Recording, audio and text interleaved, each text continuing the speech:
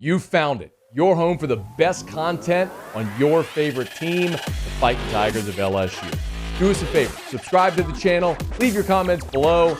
Be sure to smash that like button.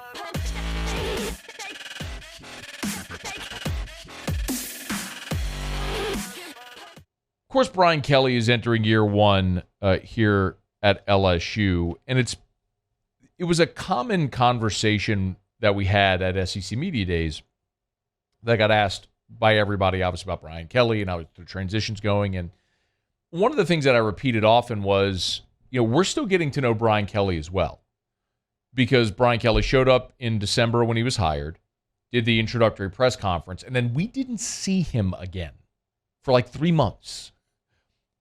He had to go so hard in rebuilding the roster through the transfer portal, recruiting that high school class, building his coaching staff, as we have now seen, turning over some 40 different positions within football ops. I mean, uprooting the entirety of the organization and relaying that foundation. He had a tremendous amount of work to do. He didn't even do a signing day press conference. That is unprecedented. So in many respects, we're still getting to know Brian Kelly as well, which is why when there are people who have played for, coached under, know Brian Kelly, I appreciate the perspective. And there's actually a couple of guys presently on the New Orleans Saints roster that played for Brian Kelly at Notre Dame. One of them is running back Tony Jones. And earlier this week, Tony Jones had this to say about his former coach. Coach Kelly's a great coach, man. Coach Kelly's going to bring some great stuff there, man. He's a great coach. He's going to bring the great guys in there. And, all them kids are going to get, some great culture and some great coaching. So, the boys better be ready. It's interesting to hear him say that he's going to bring in great culture and great coaching. It wasn't just X's and O's. So those boys better be ready. Great culture and great coaching. That's Tony Jones Jr., who was a very productive back in his time there at Notre Dame and is now entering year two with the New Orleans Saints. Same is his former quarterback, Ian Book, who was a draft pick of the Saints a year ago and is now entering year two with the Saints. Here's what Ian Book had to say today about Brian Kelly. BK is great. I'm excited for him at LSU. No stories really stick out more than just game day when he's just screaming at me, and then at the end of the game we win something and it goes the right way, and he comes up to me, he's like, this is what it's all about.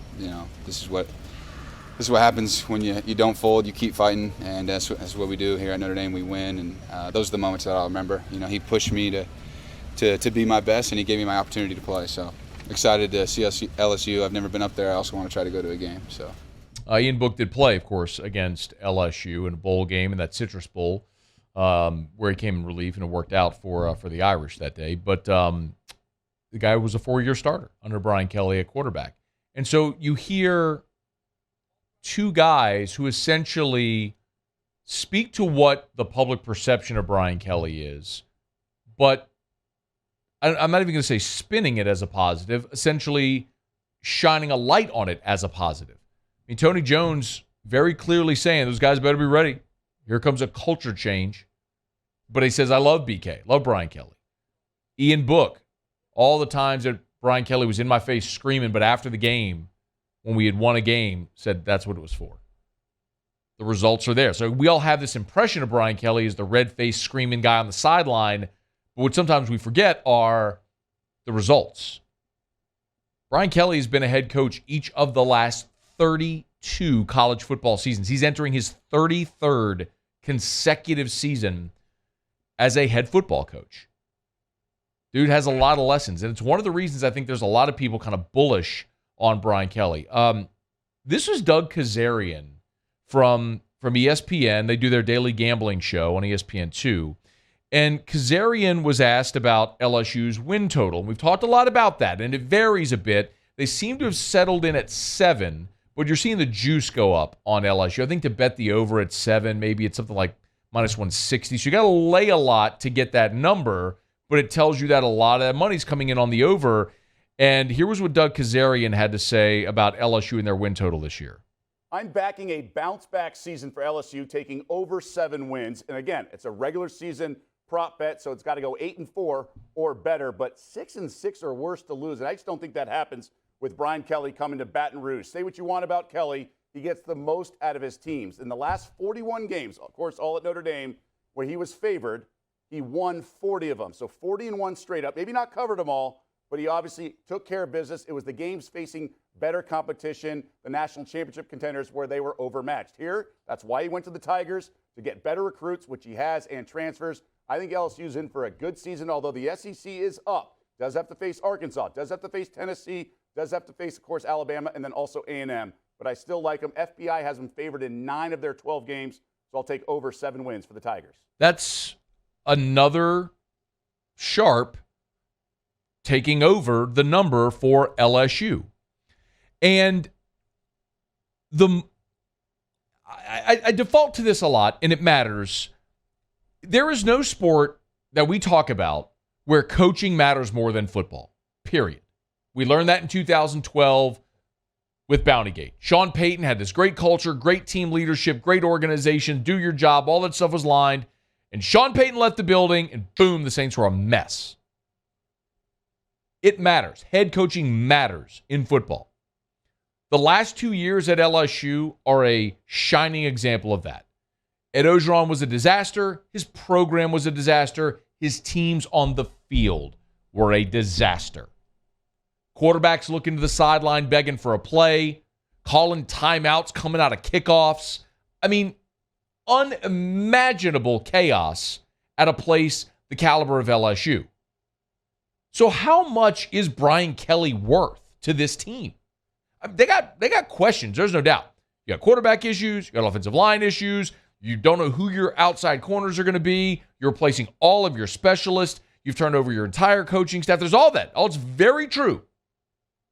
But how much is Brian Kelly worth? Y'all, I mentioned Brian Kelly is entering his 33rd consecutive season as a head football coach. In the previous 32 years, can we agree that's a pretty big sample? 32 seasons is a pretty big sample.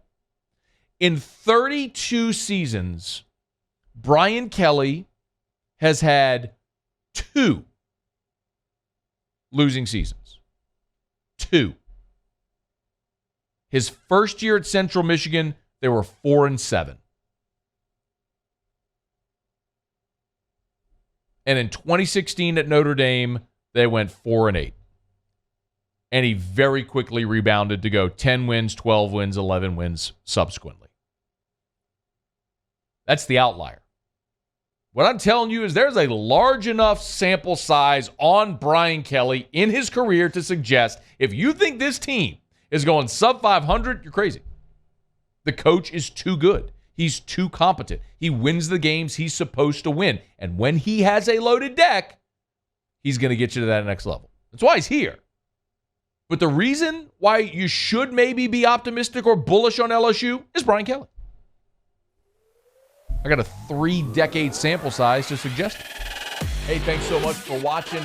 Please leave your comments. I love to interact. And be sure to hit the red subscribe button below.